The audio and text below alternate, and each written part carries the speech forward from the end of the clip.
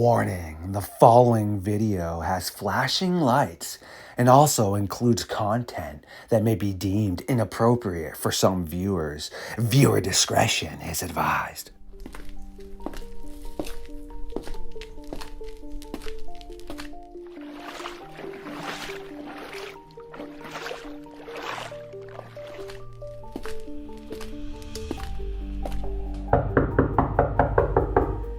The Cryptid Huntress, Jessica Jones. Once again, it is time for you and I to link up for another episode of Midnight Lycanthropy here on StarFox Radio. Yes, we again will be Dogman hunting.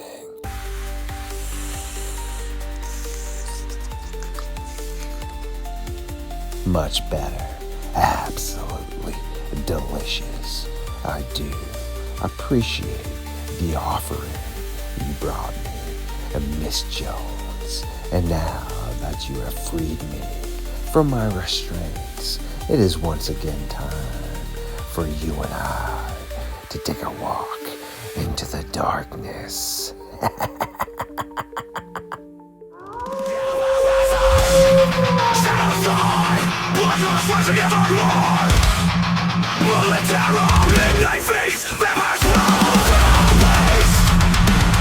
Stood up. I said, oh my god, it's a werewolf. And everybody in the car freaked out.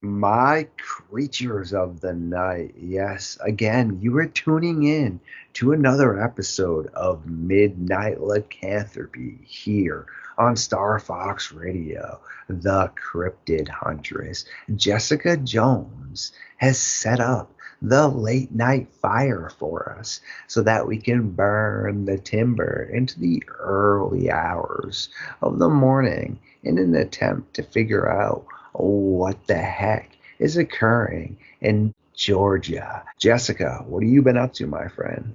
Hey, man, I've just been hitting the woods, doing some field research, and doing a lot of shows. I've been keeping my ear to the streets and listening to what all's been going on in the cryptid world and reporting it on my channel. How have you been?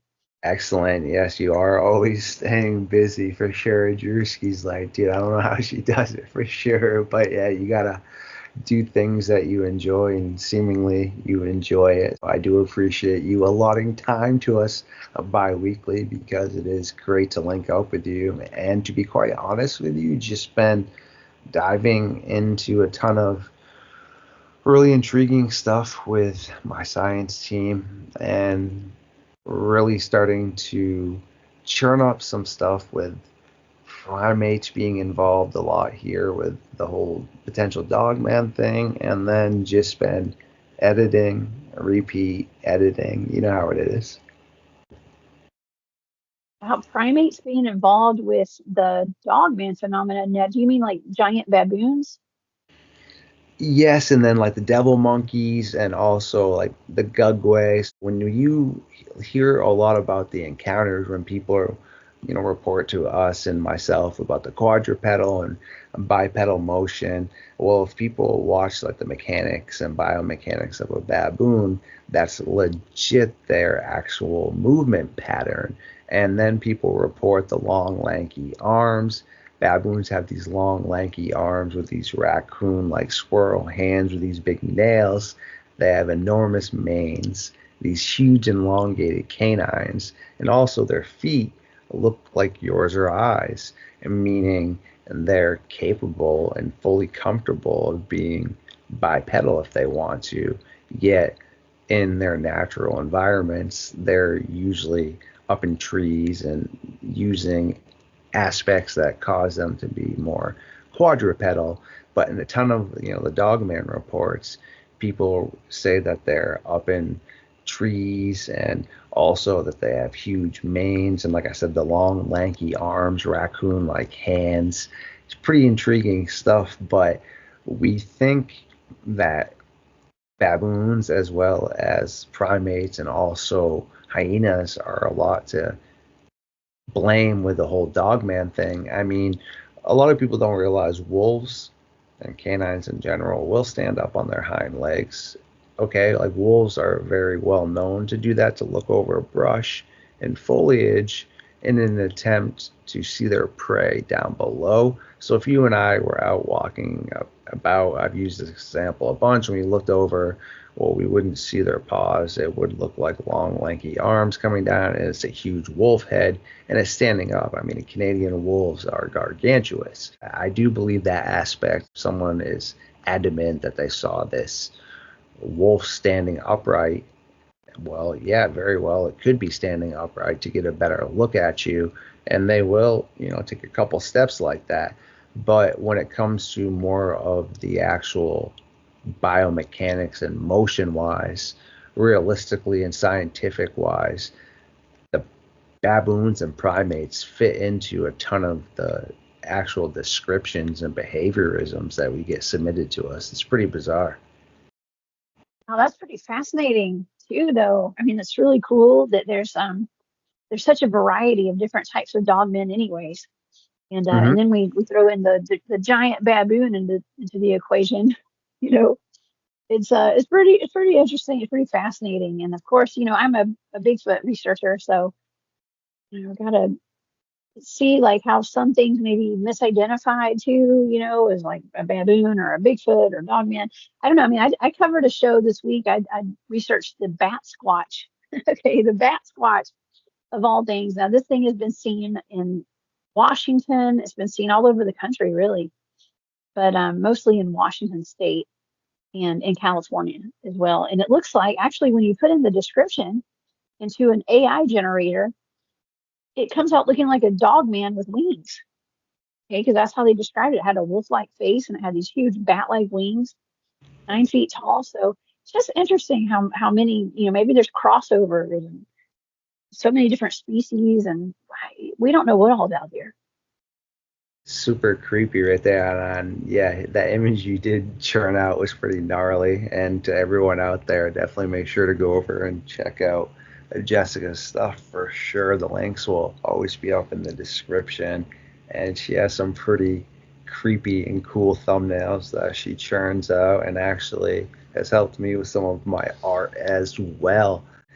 Another thing with the whole baboons here, I did just talk a whole episode with Ernie Davio about this, the evolutionary aspects, but I'll touch base with you real quick as well to kind of give you another dimension to look at the topic, I guess, and evaluate it differently as well. So there have been trains that have crashed with baboons that have escaped. There have been old school movies like the Tarzan series where they let the primates and monkeys out into the wild afterwards down in Florida. There was recently a hurricane where a primate center was destroyed. I shouldn't say recently, but within the past general modern day times down in Florida. Also, Jody in 2006 in Ohio found that baboon skull with a huge bullet hole in the back of it. And then Brian Barber also was called in.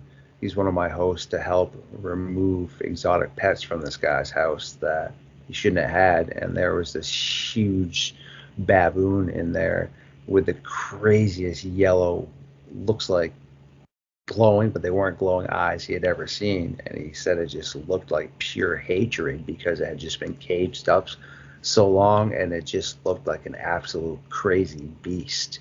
And now, per se, they all escape, right? Well, in their natural habitat, like I said, they climb trees to gain food and such. But if you look at the different trees compared to here in North America, compared to a natural baboon's habitat, well, here in North America, there's two reasons they're not going to want to use them, except for the first couple layers, just like a mountain lion or such, to look down upon people or prey when they're walking.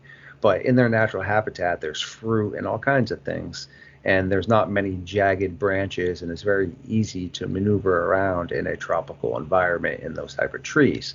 But now when you look in North America with the pine trees and things and the birch trees, there's no food sources up there, and it's also going to be dangerous where a baboon could potentially impale itself as it's even trying to get up. I mean, as the branches snap, etc. Now they have no need to be up in trees like in their natural environment. And there's also a couple of cases where people had baboons in a facility and such, but they were friends with them, and the baboons spent so much time with the people, it started to walk upright just like the people did because it thought it was cool or saw that they did and then continued to do it.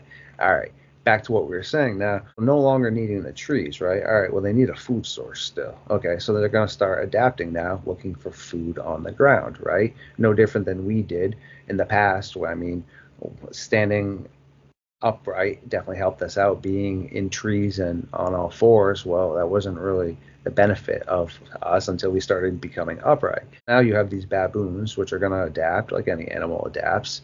They no longer are going to be quadrupedal. They need to stand upright to look over the grass and things, to be aware of predators that are not natural to the area, like wolves and such, and also to help with getting their food sources and things, because they're going to go after rodents, small mammals, deer, probably people's pets, etc. It's going to change its whole biometrics of its body now, and it's very capable of doing that. So now you have this crazy looking baboon, which could have different appearances depending on if it doesn't have a healthy population to breed, or etc., which would cause deformalities, which could explain why they look so insane with the patchy fur. And baboons in general and primates are not nice at all. Interesting stuff to chew on right there. It definitely is. And as you're talking about that, I started thinking about okay, how interesting it is because baboons are not native to our where we live. And they do we would have a hard time looking for food and things like that. But it kind of reminds me of I was talking about the hyenas being here too, because hyenas are not typically found in North America. And looking back, we're trying to figure out, well, how did they get here? And we talked about the Appalachian Mountains, where there have been hyena sightings, and maybe them escaping zoos and people having them as pets, or even from menageries of little zoos from people from the ancient times that brought them over here, centuries ago. But it's really interesting. It's also a little bit scary thinking about having baboons, or there's even that famous picture that's the skunk ape out of Florida. They say that's the skunk ape. Some people will say it's the bunk, but it was actually an orangutan out of a zoo or something. But to have something that large, that big, that potentially violent roaming around is pretty scary, especially coming from a person who's in the woods a lot. Yeah, straight up gnarly stuff right there. And again, it's something I always preach. I mean, there's a lot going on. Just the term Dogman is a broad term for it. And just like you were saying, with the Sasquatch and such different aspects going on, super intriguing. And it is something I suggest people should look more into, meaning I had a friend down in Texas that had one of his female friends call him hysterical, and she was driving a Ford F-150, swore she hit a baboon. He was like, "You didn't hit a baboon." She's like, "Yeah, I hit a huge baboon." He's like, "We're in Texas. There's no baboons." And sure enough, when she arrived, there was some sort of blood or damage, not to the truck, but some sort of body damage to something that was hit. The truck was fine. It's a Ford F-150. She like plowed it because she didn't see it to the last second. They went back to the spot, wasn't there. There was like a blood aspect, an injury type area, but then apparently it had went back off into the desert. I mean, they're here, whether it's a healthy population of the baboon is another aspect, but they're definitely out here and they're adapting. And it's super interesting because, like I said, we have an old school case down in Germantown, Ohio that we're going to cover pretty soon on the documentary that Jody and the NADP and myself are working on. But kind of to summarize it real quick is you had people that were told they had to go inside because wolves from the local nature reserve had escaped. And everyone was like, what do you mean? These wolves see us. We see them all the time. No biggie. But the officials were like, no, you need to go inside. So they went inside all throughout the night. Apparently, people had claimed these strange canine looking like creatures with glowing eyes and hands were trying to open the windows and such, and strange vocalizations. Well, all right, baboons, like we had just talked about with the hands and everything, the glowing eyes, would try to open windows and things. I mean, I've seen them try to open people's cars, successfully open people's cars when they're in there, steal the food, etc. They do have eyes that reflect. Some of them do have glowing eyes because they deal with leopards, and I believe it's specifically the yellow baboon because it needs nocturnal vision to be successful in an attempt to fend off the leopards. They also have very crazy vocalizations, and they are, well, in squads, and they travel in groups. What if it wasn't wolves that had escaped? What if it was that potentially infected baboons had escaped? And yeah, again, baboons in general are terrifying, but now infected crazy baboons slamming on people's windows all night trying to get in. Interesting. Not saying that it was baboons. That's just a potential hypothesis. Well, then you can factor in also the Gugway. That's Mm-hmm. actually a type of Bigfoot. Some people say that it could be Dogman too, that they look like Dogman, but they look like giant baboons. So, and like you said, they do have footprints like humans, Sasquatch type footprints usually. Um, and there's the Gugway too, and there's actually a really pretty famous case of a Gugway that would be the Beast of Seven Shoots. And there's actually a picture of it. It does look like a baboon kind of, and it looks like it's holding a dog under its Mm-hmm. arm, like a white animal underneath its arm. What if, per se, again, hypothesis, like we're saying here, ape, Gugway, Dogman? What if the Dogman is the Gugway? And again, it's not canine, which is what we're trying to say, and it's got the footprints built like us. It looks canine-ish, yet it's the Gugway slash baboon Dogman. It's not actually canine. What if this is really what's occurring here, but people don't like to look at the actual reality of things? I mean, yeah, Underworld and all these dope movies like American Werewolf in London, sure, to an extent, I guess it would be cool if this Hollywood raging werewolf was really out there. I guess. I mean, it'd be scary too. But logically, like we just said, baboon, Gugway, devil monkey, baboon dogman. It's potentially one and the same. I mean, it could be.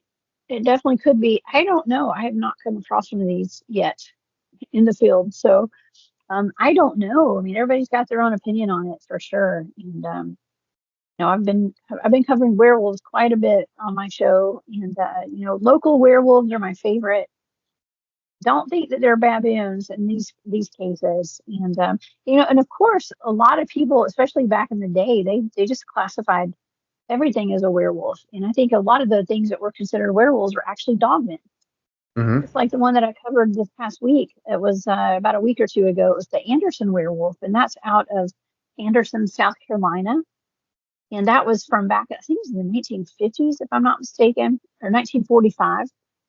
Hundreds of people encountered this thing. It was a big black animal that howled and it stood on two legs. They called it the Anderson werewolf because it was near the Anderson, South Carolina area. But local officials actually ended up seeing this thing and reported on it, as well as all the people who lived in that town. A lot of people that lived around that town. A team of investigators were sent out to go track it down, and even a werewolf expert was called in to come try to track it down. Now, from all of the reports and everything that I researched and found out about it, I actually had Dr. Dennis Carroll on the show. He's from Anderson. We joked around about how I think he might be the werewolf, but but anyways, uh, it sounded more like a dog man to me than it did a werewolf. But like I said, back in the 1940s, I would think that I don't think dogman was even a term back then. Okay, I don't know when the term dogman came around, but I think what were potentially dogmen were labeled as werewolves back then. But nonetheless, so many people saw this. A lot of local residents and farmers were complaining their livestock was being slaughtered, and farm animals were being slaughtered. I don't think it hurt a person, but it definitely went after small and big animals. Great stuff right there for sure. And Dennis is a legend. And that just also solidifies a little bit more how there is that huge difference between werewolves and quote unquote dogman. Because, like you were saying with the occult and such and paranormal aspects, I feel like the werewolf fits a little bit more over there, whereas the dogman kind of originated, like Aaron and Heather were saying, for small town monsters, more or less in the Michigan area, and the term came popularized and used broadly by Linda Godfrey, and she actually wishes she hadn't used that term more or less. Rest in peace, because she was amazing. But now, like you were just saying, this black, like shaggy, howling creature.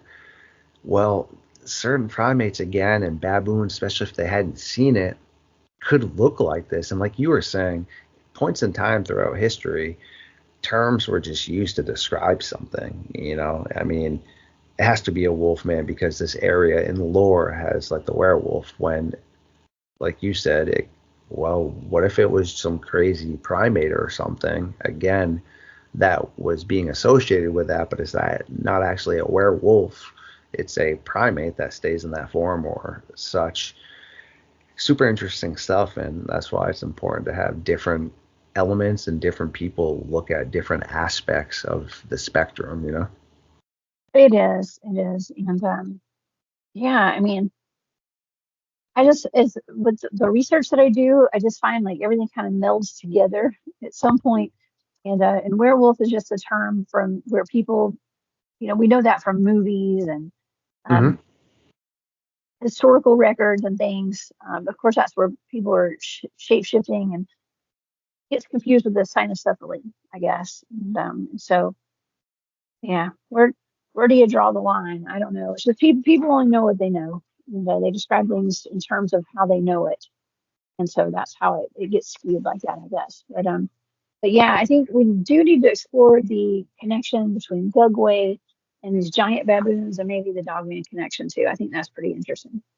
Right? Keep preaching, my friend. And just as a journalist, I always try to make sure that everything and every aspect needs to be presented, right? And yeah, the baboon aspects and behaviorisms is something that needs to be looked at, which is why my science team has been diving into it as well, because it doesn't mean, and nor do we think it's fully the whole entire thing being involved with dogman. We believe hyenas are involved too, and like we said, people seeing giant wolves that are actually giant standing up, and then you have in Siberia that 18,000-year-old jet midnight black canine I showed you with the vampire like fangs such as mine, and it's never been seen before. It's got an elongated back part of its head. Doesn't look like any wolf or any other canine that they've seen before. It doesn't match up with the DNA aspects. So per se, again, what if this thing actually was still out there and was standing up looking over the grass as well? Well, we don't even know what its lower half looks like because it was just its neck and its head that were found in the permafrost. But again, that could fit a depiction of someone's sighting of a midnight black canine with elongated fangs as well. There's definitely so many different levels for sure, but as you said, it all does trickle in to the same aspects, but also, like you had mentioned and I've mentioned before, terminologies get skewed. All right, meaning, for example, the dirty stash and Heinrich Himmler and the World War II guys over there. I'm not really going to use the word because YouTube's not about that. Well, they called their enemies lizard people, even though they actually weren't lizard people. They're humans like the rest of us. But in certain cultures and aspects, terminologies like that are used to dehumanize your enemy in an attempt to make it easier to not look at them as humans. Again, when you look in the past, like you said, it could even be misconceptions, meaning someone could be just depicting a racist terminology of somebody because maybe some tribal individuals wore skins of animals, and because per se maybe someone like the Greeks were all fancy and bathed all the time, and then well this other tribe was more natural based and maybe didn't have the same type of odors that were considered as pleasant to the Greeks. So then they put this stereotype of, oh, these dog like people. And I don't know. It's just so interesting to think about the whole thing. Yeah, it is. Yeah, it's super interesting, all of it. And I was trying to think while you were saying that, I was like, man, I don't think I've gotten any reports of any dogmen lately here in Georgia. How are things on the home front over on your side with like the North American Dogman Project? Are you guys getting any recent encounters in? Well, in my good old book here, and of course I got to keep you hooked. I mean, until we get towards the end, I do have two encounters that you might have heard of, but I have yet to share with you from Georgia. But I did just dump 15 to 20 emails, I believe it was, in the NADP chat and such that they will get out to the proper regions and people to contact. But yeah, I tried to consistently check our email for Jody and things, and they come in from all different areas. But if I recognize one directly, then I will try to really sit there and see if I can't get some interesting information. Like that picture that was submitted to us that I sent to you, and I sent to Drewski too, and Drewski says he knows Turtle Man, and that is where that picture came from of, I don't know, some people on my science team think large cat, other people think Dogman on the science team, some people think some sort of ape or baboon or something. Some people think that it might be created because you can create images like that. There's a whole lot of thinking going on right now. We're not really able to pinpoint what is going on with that image. But yeah, it was originally taken by Turtle Man, and I believe he originally had, I don't know why, but the people from Mountain Monsters, I think, like Buck and Trapper and all these guys, go down and talk to him where it occurred down in Wolfe County and Kentucky, down in Tennessee, and that whole area. And Turtle Man as well also has another image that was submitted to us as well, and all to those same people I just mentioned, that shows a hyena looking being. Monsters or whatever that show is, Trapper and all those guys definitely got it way before we did, because he had sent it to us later on. I have not had a chance to directly speak to Turtle Man, but yeah, like I said, Drewski says he knows him. Super interesting. How do you feel about all that? Well, I saw that picture and it's interesting because it looks like there's something there, but of course with me, I'm always like, oh, it could be pareidolia, of course Mm-hmm. too. But the only true way to really get an idea of what's in that picture is having if they had a something to compare it to, like a daytime photo of what's there in that area, like that exact same picture. If you do like a comparison picture, and that's kind of how my team works. You know, we'd like to go out and get, you got a picture like that. That's awesome. It looks like there's something there, but I may think it looks like a dog man and somebody else thinks it looks like a pale crawler. You know what I mean? Like, 'cause everybody's kind of seeing different stuff because that's where that pareidolia stuff comes in.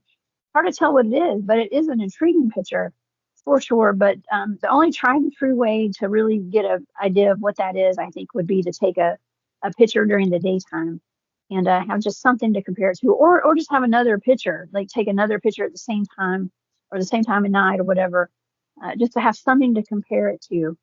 Because we get a lot of pictures that come in. I've seen my share, of course, of pictures that come in where people do the red circles and all that kind of stuff, and somebody will see one thing and everybody else sees something different. So it's just when it comes down to the pictures and stuff, it is what it is. I take it all with a grain of salt when it comes to photo evidence like that, but it's also very intriguing to me. It did look like there was something in it, but like I said, from a research stance, it's good to have another picture to compare that one to. boom, legendary stuff from the Cryptid Huntress. I mean, do we expect anything else? That's exactly my questions and others that work with me is why is there always just one picture? Did that come from a trail cam? Or like you said, I mean, what's follows next?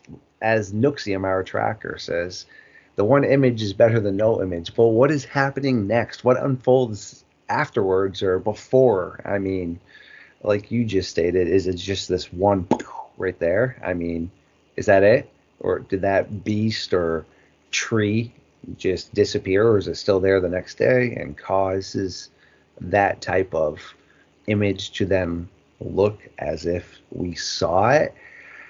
It's so intriguing, but at the same time, realistically, there's just a lot that comes into play. And yes, I know you want to hear your Georgia encounters, and I'll get them for you for sure. But when it comes to the werewolf and the dogman topic, obviously you're the cryptid huntress. I mean, yes, cryptid doesn't mean dogman. Werewolf means cryptids. So you dive and spend a lot of time into a ton of different subjects. But do you feel that there is a distinguishable difference? Like some of the times when you ask me like how I feel about it, like some of the things I bring up is my first question to you, and then the latter part of my question, technically a second question for you, would be, do you feel that the Hollywood version of the raging werewolf is legitimately both sides of it, meaning sure, if werewolves exist, okay, but I'm not talking about that. But Dogman, do you think that that is has to be what the appearance is, that people have to be seeing a canine werewolf like being? I don't think that all dogmen are like violent and stuff. It's like all raging, wanting to go out and unalive people and things like that. No, I don't think that that's the case at all. I think they're all different. I don't think you can just label them all like one thing. So no, I don't know. I mean, I think werewolves transform like humans into werewolves. So no, I don't think they look the same. But I mean, I don't know. I've never seen one face to face in person that I know of. So um, no, I think that they're probably. I mean, I've heard encounters of people seeing what looks like a coyote that's walking on two legs. Um, or like a German Shepherd walking on two legs. I mean, two the typical werewolf looking one on two legs. I mean, they're all kind of a little bit different. So I don't think that there's any kind of one explanation for it or one description.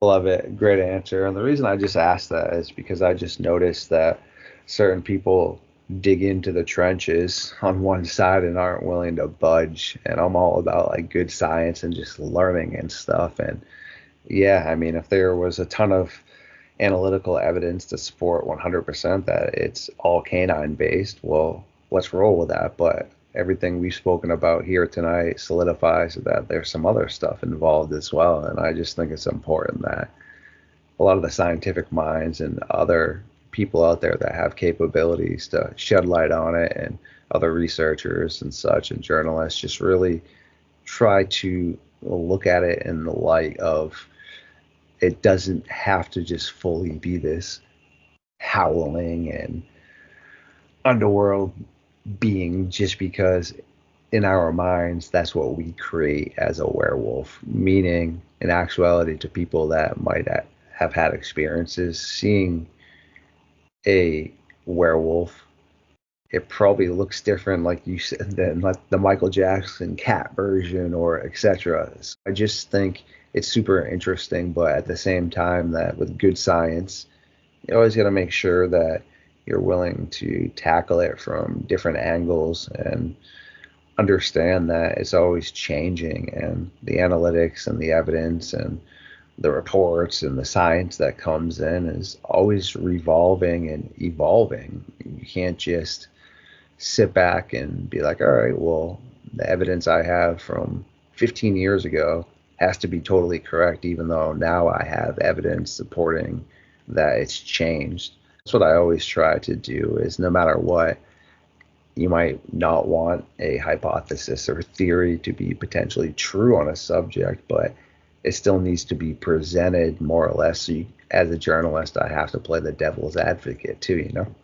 That's a smart thing to do as a researcher, for sure. Yeah, keep an open mind about everything. Like you said, that's important. Be willing to change your mind if needed. Right? Exactly, my friend. And well, since we do need to let you boogie here soon, let's get you what you have been waiting for. All right. We are going to head down to Miss Jones's neck of the woods, Georgia. So there is probably a pretty decent percentage ratio that she's heard about these. But let's see if we can get something cooked up that the Cryptid Huntress hasn't really heard of.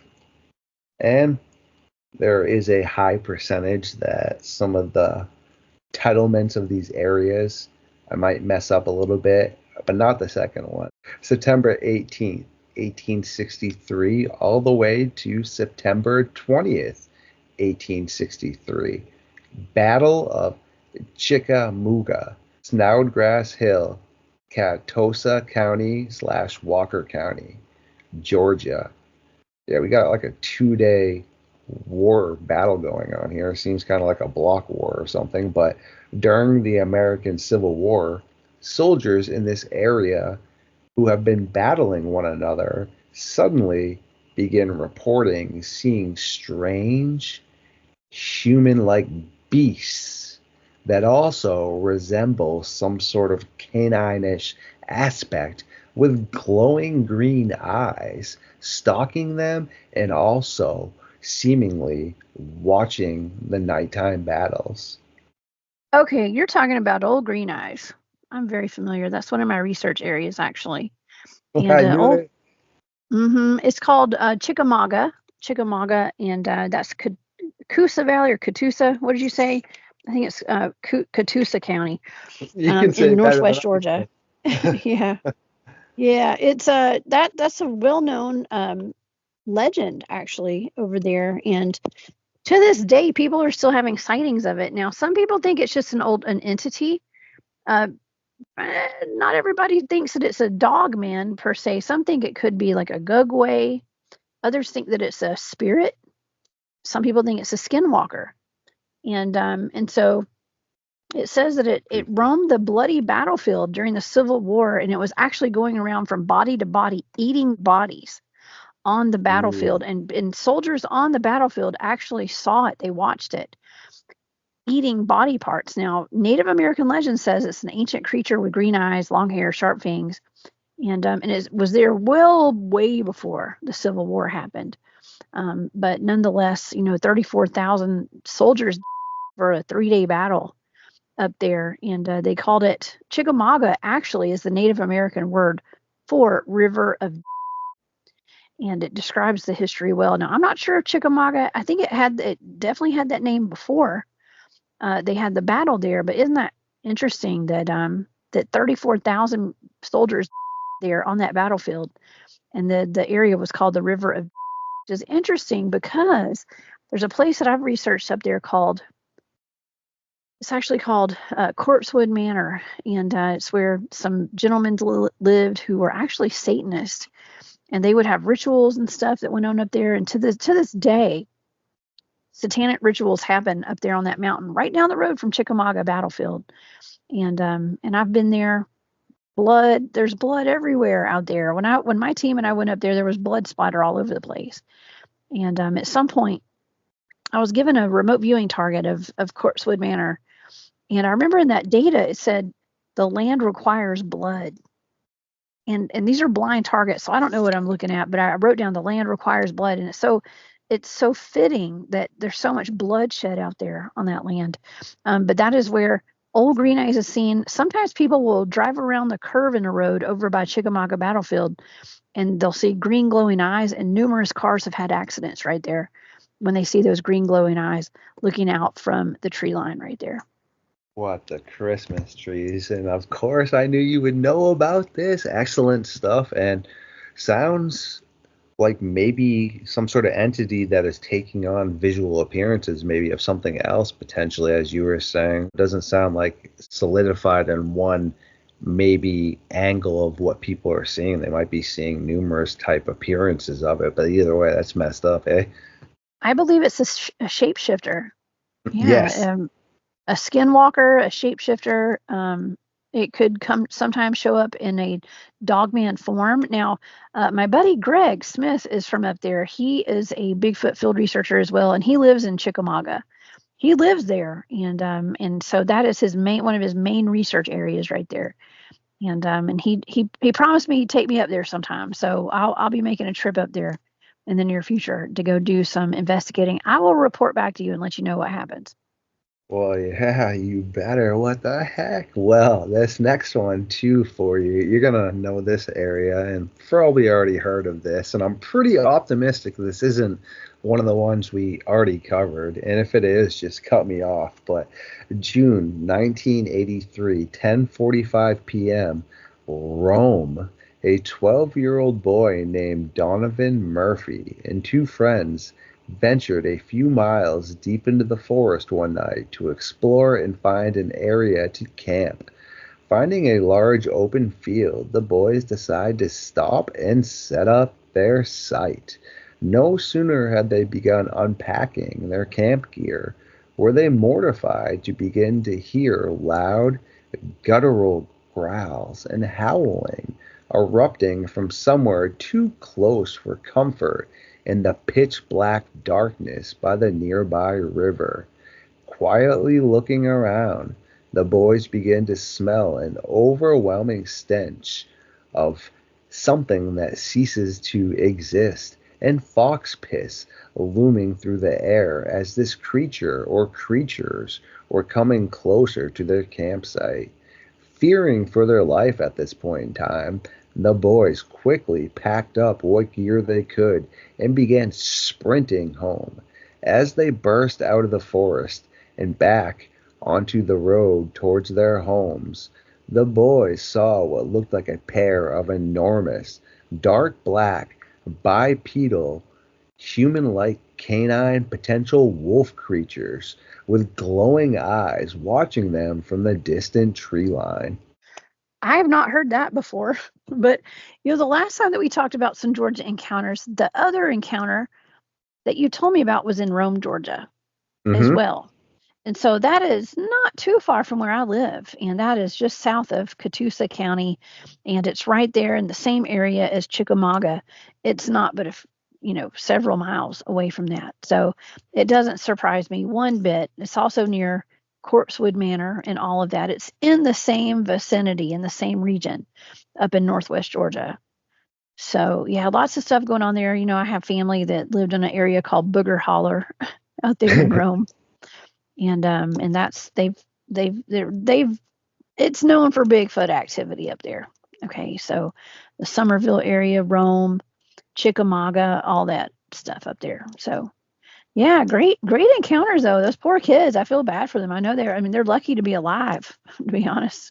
Creepy, and I have more that next time we link up amongst with knowing what you've been up to and updating us, I'll be able to dive into some more Georgia aspects for you and also keep an eye out for anything else that does roll in. And at some point in time, too, I'd love to talk about the folk monster in Arkansas and just hear of like Boggy Creek, what your thoughts are on that, because there is a ton of Bigfoot activity down there, but there's also a ton of Dogman sightings and things. And with one of the families where the wife claimed a hairy arm, like reached in to grab her, and then the guy was outside and something started pulling him away. I don't know. It sounds like that's also Dogman like behavior too, super aggressive and I don't know, super creepy, but I would love to dive into that at some point as well. Yeah, that sounds like a plan. Yeah, all that sounds really good. I've looked into some of that, some of it I've not yet. So sounds fun.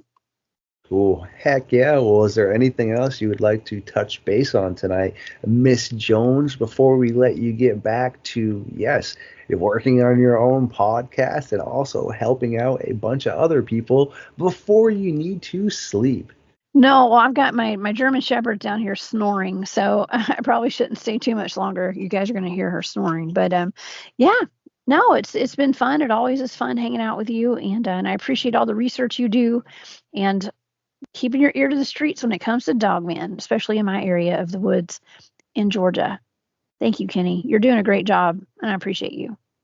Wow, such huge words from somebody that I have always valued, and I value a ton more that I get to chill with you now. And it's super great to hear that. And it's a big reason why I'm glad to be part of your team. And obviously, I got to make sure to keep up my specs if I'm going to roll with cryptid warfare and such.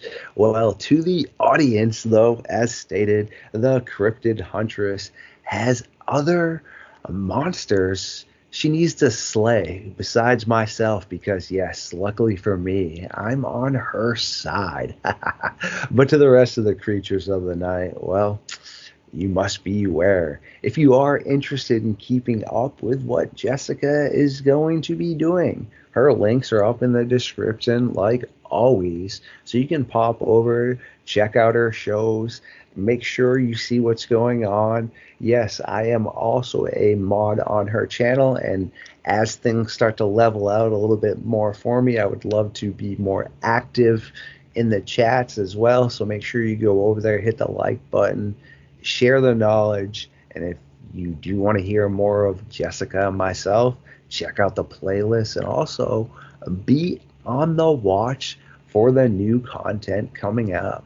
But until then, yes, this will be the conclusion of the meeting of the Midnight Society for the evening. Stay safe out there and be good people. And thanks for hanging out with us, Jessica. Thanks for having me.